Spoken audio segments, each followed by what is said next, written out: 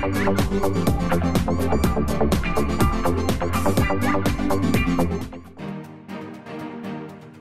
sun always rises. Hey, what's up guys? It's Rare here. Today we're going to play some support Nami. And yeah, we got Phil Nye in the bot lane. Very close to being one of my childhood heroes. That of course being Bill Nye the Science Guy. He alongside Neil deGrasse Tyson are arguably two of my favorite scientists of all time. So kind of a cool name. Kudos to you, Kog'Maw, for that. And against us in the bot lane, we have an Alistar with Ignite and then Vayne. A little bit scary, actually. If they get a good engage on either myself or Cog, they could very well get an early kill. So we're just going to have to be smart, try and play the poke game as well as we can, and we'll see how it goes. So I went ahead and started with Spellblade, or Spell Thief's Edge rather, because it's easy to poke on Nami, and I think it's just, you know, overall a good thing to start with. We'll probably end up starting with Ebb and Flow here rather than our bubble, and then we'll secondary max Tidecaller's Blessing for Kog'Maw poke. And yeah, I'll use my bubble basically either as an escape mechanism or as like a lockdown play, but I don't think I'll just be randomly firing bubbles for shits and giggles unless I'm trying to deny like cart CS or something from Vayne. But if Alistar went Relic Shield, that's more than likely just not going to be a thing that happens. But that's fine. So goals for this lane are help Cog poke, try and protect Cog as well as I can, and you know, heal him up when necessary. You will notice I do have 23 ability power to start. I am running my my AP masteries, or no, sorry, I should rephrase. I'm running my support masteries. I'm running my AP carry rune page. There we go. That's what I was trying to say. Sorry about that. It took me a while to spit out there. Essentially, it's just ability power, mana regeneration, and some magic resist. So the downside is I am really squishy when it comes to armor, so I got to be really careful not to take free damage, because I will just not be able to. Oh, okay, well, that's cool. Alistar, let's start level 1 heal, so he's actually very easy to poke, and overall that's good for us. So just examples like that where I'll just go ahead and, you know, W and go for free poke. I'll use as many stacks of Spell Thief's Edge as I can. As you can see, Kog'Maw's just going in for that free poke as well. So it actually probably was pretty wise of Alistar to go ahead and start with the heal there in comparison to say like his knock up or his W. So we will see the Vayne go ahead and pick up her W, the percent base damage. Well, not percent base, but what is it? After 3 auto attacks, is it more armor pen or is it percent base? I can't even remember. I've only played Vayne like 2 or 3 times. I should probably know that off the top of my head, but you can't know everything. Even as a caster, I still learn new things every day. So yeah, we're just gonna go ahead and we're just gonna play it safe. There's really no need for us to engage. There's really no need for us to get caught by you know, Alistar or Vayne for that matter. Make sure Cog gets that good. Cog got that cart. That's great. And yeah, we'll just play the poke game, honestly. It's going to be more so a gold generation and try not to get engaged upon lane. Granted, we do have plenty of means of counterplay. Obviously, I bubble. I can always speed up Kog'Maw if necessary, but as you can see already, I've already got 400 gold just from auto-attacking the Alistar, because you have the support mastery that gives you gold whenever you auto attack, even as ranged. I think it's called Pickpocket. We can confirm that. Bandit, not Pickpocket, Bandit. And that gives you gold whenever you auto attack, and that's on a fairly short cooldown. And then you can stack that with auto attacking for your Spell Thief's Edge, or just even using a spell. So there you go, 3 gold, 5 gold, 3 gold, 5 gold, 3 gold, 5 gold, over and over and over, and it can be quite effective. So right now, lucky for me, there's just really no need for me to waste mana. I mean, I can just kind of chill at full, go ahead and do a bounce there. That'll both poke him and heal up Phil Nye, because I got the bounce off of Ebb and Flow, which is great. What is their jungler? Lee Sin. That's a little concerning. I'm going to go ahead and actually put a ward in Try, and let me explain the reason why I have a ward in Try and not in River. So the downside is our Yasuo has not placed a ward yet, and if he placed one right here, then I would know if I put a ward in Try that Lee Sin hasn't entered our jungle. Or rather, to rephrase, if Yasuo put a ward up here, and I never saw Lee come, then I know he's not in our jungle. I know he's not going to come from behind to attack us. So I would put my ward in River. That way I would have both River Sight and then obviously the entrance of the upper river. So how it works is if your mid puts a ward in the bot jungle, bot half of the river. Then you can see your opponent's jungler coming inside your jungle, maybe going for a counter jungle play, or just to go and attack you through Tribe Rush. Whereas if they don't do that, then you don't have that additional vision. So okay, I will take. Ooh, yay! Yeah, no having no armor, that stings. But if you don't have that middle ward, then you have to put one in Tribe Rush because you don't have any sight of if your opponent jungler is going for an invade, and you need to know that, especially against Lee Sin. You can't just assume your opponent's jungler is going to attack you from some place that's conventional, like through river or something of that nature. Making that assumption is how you give up first blood. You just can't do it. You cannot risk that possibility, that chance that they come through Tribe Rush and nail you. So whenever I get a chance, I will put my trinket ward within river, but for now we're being pushed back to tower, which is okay, because I mean we can just farm off this. It's really not a big deal, but it's just something to be aware of. So Kog'Maw is going to get a little caught here. I'll just go ahead and ebb and flow him just to kind of get him out of range, even if it's just slightly. Then put the E on him. I'm wary of getting the passive from Vayne on me, because I think if I get hit by 3 autos, honestly, I'm probably dead. Now, if I let Vayne hit me with 3 autos, honestly, I'm probably bad, because with this kind of lane comp, with the support Alistar, she should not be touching me. And if she is, then that falls to me of not being in the proper position at the proper time. So a little bit of a misplay by me there. I wanted to actually get a bounce, but it didn't bounce off her, unfortunately. And Lee Sin will pick up the first blood onto J4. Kayle with the teleport, though. And Lee Sin will escape, even if only barely, via the white buff. It was a nice play by him. I think he had safeguard up as well. Oh, no. Okay, Kayle picked him up. Good job, Kayle. So, nice play on her part. She managed to pick up that the revenge kill. So does she have teleport? That's very interesting. Teleport, smite, Kayle. So no escapes really. Wow. Nice play by Kayle. Very interesting, going teleport and smite. I don't inherently disagree with it. Nice, we got the full bounce and ebb and flow there. That was really nice, and it healed me up to full. I don't inherently disagree with it. I just think it's different. You certainly don't see it a lot in the normal meta. I should, of course, make very clear that, as with most of the past videos, this is a team builder video. It's not that I don't want to play ranked and show you guys my ranked play. It's mostly just that when I play ranked, I go like really serious mode, to where I'm focusing, 100% on my gameplay, and I don't want any distractions or anything of that nature.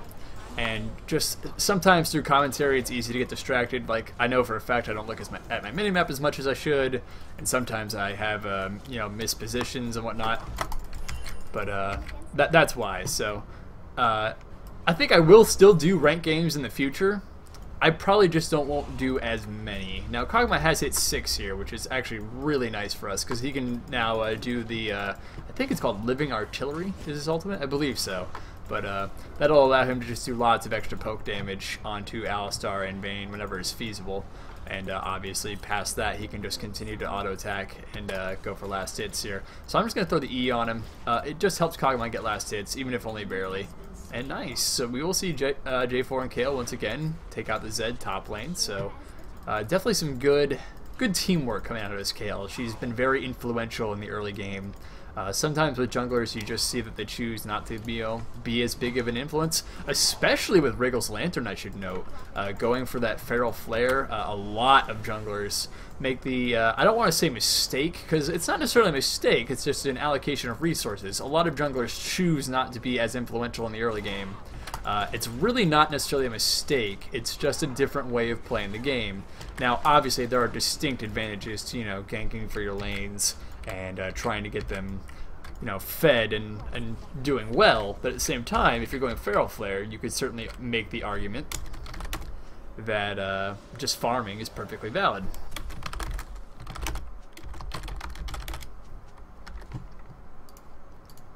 Yep, Kog'Maw's been playing this quite well. He seems to be very aware of what's going on in lane, which is always really nice to see from a support perspective when you're, Nice, we got turret gold actually. That's great. I can buy potions now.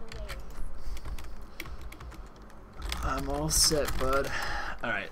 So yeah, anyway, like I was saying, is it's nice to have an AD carry that's very aware of what's going on besides just last hitting. Like, for example, he knows that heals on cooldown, he has decent positioning, and he's understood when Lee Sin's been going for ganks and whatnot. Kayla and Lee, or Yasuo might be able to get it. Okay, actually, yeah, I think they can probably kill Lee there, and red buff will kill him along with Ignite. Yasuo going a little overzealous here. He doesn't have kill ult. He's got to be a little careful. I would suggest that they back up personally, but I'm not gonna be one to critique their play necessarily. Okay, that's a dead vein. Yep. Yep. That is a 100% dead vein. That was a really easy play for me to set up, actually. She just put herself in a position where I know she hadn't... I know she hadn't tumbled. Okay, let's try that one more time. You too, bud. I knew she hadn't tumbled because it was still off cooldown. We hadn't seen her do it yet. So I figured, okay, you know what? I'm going to throw some spells on her, and she's going to tumble backwards to get away from us. So what do? Of course, I throw out the bubble a little bit behind her because there's this mindset of players, like 85% of the time, where if you're attacking them, they're just going to split immediately towards their tower. Some form of defense or safety. It's very similar to like Nidalee spears. Most of the time people don't juke them at a diagonal, which they should. That's the easiest way to dodge a Nidalee spear. They just run straight away, and that actually increases the damage on Nidalee spear. And then they, you know, bitch and complain like, hey man, why are Nidalee spears so good? It's like, well, they're good because you're letting them hit you. Forced to flash there, obviously quite nice. Kill. That's totally worthwhile, and it looks like we're actually going to transition to a dragon play here. And I'm A-okay with that. So I'm actually going to go ahead and pop a mana potion real quick. I just want to have that spare mana on hand. And I will not only buff their auto attacks here, but I will also go ahead and heal Kale as well. And this should be a free dragon, essentially. I really don't see anyone, you know, making a play for it. Yep, so that'll be a free dragon. Let my Kog'Maw know when my ultimate's up. Ooh, I missed that bubble. It's a little unfortunate. So I will give Kog'Maw the E for two reasons there. One, it lets him just kind of run away in case of the tumble damage from Vayne, and also it just gives him you know, more damage off of my E, quite frankly. So that's why I chose to do it. We're not backing anytime soon, it looks like, and Syndra is coming bot. So we do have Kale here though, so I'm actually going to go ahead and preemptively pop a mana potion to have some additional spare mana on hand. This Alistar's going way too ham. I mean, that was easy. I just leveled up my Q on accident. Oh, I'm not even going to get an assist for that. That's a little bit of a bummer. I was actually trying to get up there to throw a W or even just an E on Yasuo to get that assist, but it's fine. No assist gold for me. Not the end of the world. Definitely a good start for us, actually. We're going to take this bot tower. We've taken Dragon. So we have a lot of objective control. Solid ganks, good rotations, and just overall some excellent teamwork here. So I do have a fair amount of gold. I'm actually going to go ahead and go back and get cooldown boots at this point. Alternative to that, I could go ahead and just get a chalice, but we're actually pretty far ahead. I just can't English today, guys. I'm so sorry. I don't know why. And I feel comfortable with just getting some spare mana potions and going for boots instead. That'll increase our mobility, so it's easier to stay away from Alistar. I can make plays like those bubble plays easier rather than having to, like, you know, try and speed myself up to catch them. I can just, well, catch them because I'll have boots, and they'll be speed 2 boots. Nice, nice. That was awesome. Well played, Kog'Maw. Did I mention I'm recording this? Nice blue steel. That was very solid. So definitely some denial there from not necessarily Alistar, but just Lee Sin in general. He did get the experience, but he loses it on that buff. It kind of, you know, hurts his team potential for a little bit. I would like to make a play on this Syndra if at all feasible. There is no ward here, but Yasuo is rotating top, so I will rotate with him as well. Creep will probably see me. Yep, yes they will. But I'm not too concerned about the creep seeing me so much as I am just helping out Yasuo fight this Lee Sin here. And that should be a deadly... Oh, I let him safeguard. That's kind of my fault. I brought the creep over. My bad, team. So I'll speed up Yasuo here by getting that bounce and put the E on him. And there's the kill. So that's totally worth it. I'm going to go ahead and help you out Kale here. Throw the heal on her real quick. Oh, what am I doing? I'm taking tower. There's the bubble into it, a knock up. Boom. Easy peasy, lemon squeezy. Nice wind wall from Yasuo as well. I'm a little low on mana here, so I will pop a mana potion, eat a biscuit. We'll recover some health and mana here. Ooh, nice. Solid play by the team. Throw the E onto Kog'Maw here, so if he happens to co-Vayne, I will get an assist, but I doubt that's really going to happen. And once again, I'll just pop both potions, a cookie and a mana potion, to increase our overall sustainability, survivability, whatever word you want to use for it. That is the logic behind what I am doing currently. So trying to dodge out on some of these Cinder Balls because they're a little bit scary. We'll go ahead and heal Yas real quick here. Maybe. Yas. There you go, buddy. Okay. And yeah, we can actually just rotate right back on down to bot. So that's perfectly fine. We're definitely in a good lead here. I mean, 12-1. Pretty much a stomp fest. I'm sorry if it's boring, guys. Hopefully the commentary is a bit more informative on this end. You know, it's funny because I was talking about earlier when I'm playing ranked to get really serious and I have to focus a lot. Well, in this game, I do have such a comfortable lead that I kind of feel comfortable explaining my thought processes a lot more rather than just playing and then being a reactive commentator. I can kind of explain my thought process before things actually happen. So at this point, there's no one for me to really harass. They are all going mid.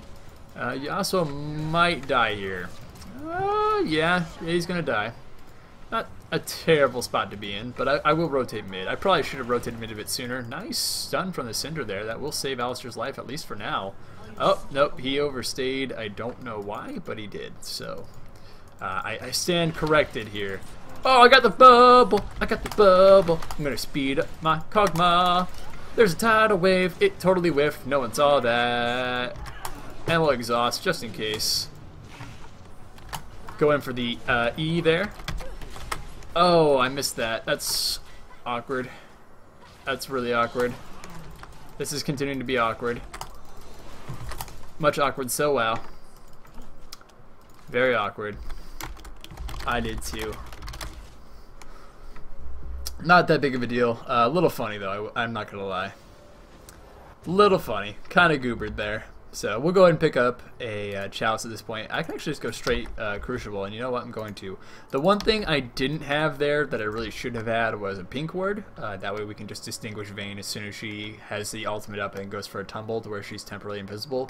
Having a pink ward there would have probably at least killed her. You know, yeah, I'm going to go ahead and say it probably would have killed her, because Kog'Maw would have gotten a lot more autos off. So small mistake on my part. Not a huge deal, just one kill, but against champions with stealth as a support, it almost always is a good idea for you to have a pink ward. It's not necessarily your fault if the entire team doesn't have one, because it shouldn't just fall to you and be solely your responsibility. It's not really fair to you. But at the same time, as a support, you should openly assume, you know what, if I've got some spare gold, I should really invest in at least one pink ward, especially for champions like Twitch. You absolutely 100% have to have a pink ward against Twitch. You literally cannot effectively play against him if you don't have it. So I'm going to speed up Yasuo here, and we will. Oh, nice wind wall from Yas. That'll definitely be helpful there. Oh, there's a pink ward. We'll go ahead and kill that. This is probably from Lee Sin, I'm guessing. Speed up Yas here. This might be a trap. I feel like this is a trap. Nope. Okay, not a trap. And there's the flag from J4, giving us a bit more sight. But nope, we're good. Kayle is soloing Dragon, I think, which is pretty funny. But I mean, she does have Wriggles at this point. And does she have Nashers? Yep. So she has Nashers. She's kind of going for the Korean build of going Nashers, and this is if you're mid lane, not jungle. But if you go Nashers and then Runaan's Hurricane, and the reason for that is the E on Kayle, her range attack, essentially. I forget what it's called, sorry, but the on-hit effect from both Nashor's Tooth and your E will work with Runaan's Hurricane. So you basically get, like, you know, well, not necessarily double, but a crap load more damage than you have normally. I'm going to go ahead and ult here to get a knock up, and that'll be a lot of extra damage against this team. And there's J4. He will pick up at least one. Probably going to be all three, really. Yep, it will. Okay, not all three. Kayle obviously picked one up, but I'll go ahead and tank this, actually, believe it or not, even without any armor. There's the last one. Couldn't take it for much longer than that. And there's the bubble. I mean, I guess he just really wanted to kill me. This is a little bit of a dangerous situation to be in, just because we are all so low. But we will get this tower. I really don't think Vayne can stop us from taking it. So Yas has to be a little careful, just because his tornado is on cooldown. But we'll just go ahead and take this inhibitor. We'll probably back afterwards, more than likely. But Go ahead and speed him up. Throw the bubble. Nice. Kale ult. Go ahead and speed him up again here. And oh boy. Kale sacrificing herself. Kale the martyr. Nope. Save him. Oh, I got the heal. Alright, well. Cog the martyr. So 2 of our teams will give up their lives in the name of saving the one and only Nami and Yasuo. That's okay though, not a big deal. I'll go ahead and finish off Frost Queens at this point. It will just be that additional ability power, a little bit of cooldown reduction, and then obviously the activatable slow, which is quite effective. So they're going to rotate Dragon, which is actually the right call. The downside is for them, obviously, they just haven't had very much vision this game. And as a result, there is no Dragon there, and they just now figured that out. So Zed probably wasn't with the main group. I'm guessing he took red? Maybe not.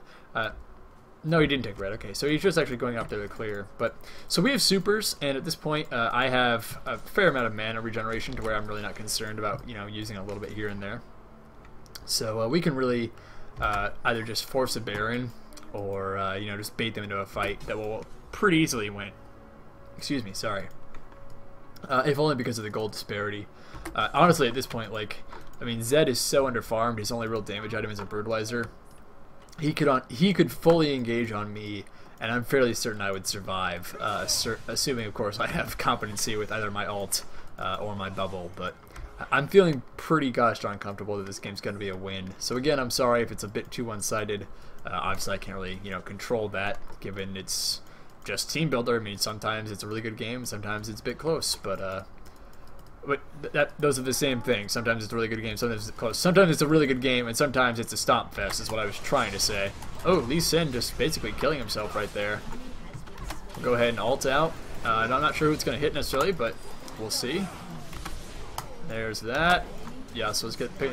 I don't know, I think Kale might have got double. We'll see. Okay, yeah, Kale got a double, and then obviously Yasuo followed that up with the double of his own. So Zed is the last one standing. This will probably be the game, to be completely honest. So I'm going to go ahead and just blow some cooldowns here. Those heals, for example. I missed my bubble there. Not a big deal, though. Go ahead and heal up. GG all. And that'll be a fast win, guys. So playing support Nami, it obviously went quite well. I hope you guys enjoyed watching the video overall. And I think I had some really good commentary that game. And, you know, we just had solid mechanics. Every lane won. Kale was really influential in the early game, and Phil Nye just had good understanding of being the AD carry bot lane and his positioning. We were able to free poke on Alistar and Bane because they're both short range in comparison to us, and through just solid teamwork and, you know, good effort, we won the game. So pretty vanilla win, not too much to it, but thanks for watching, guys. I'll see you in the next video. Peace out.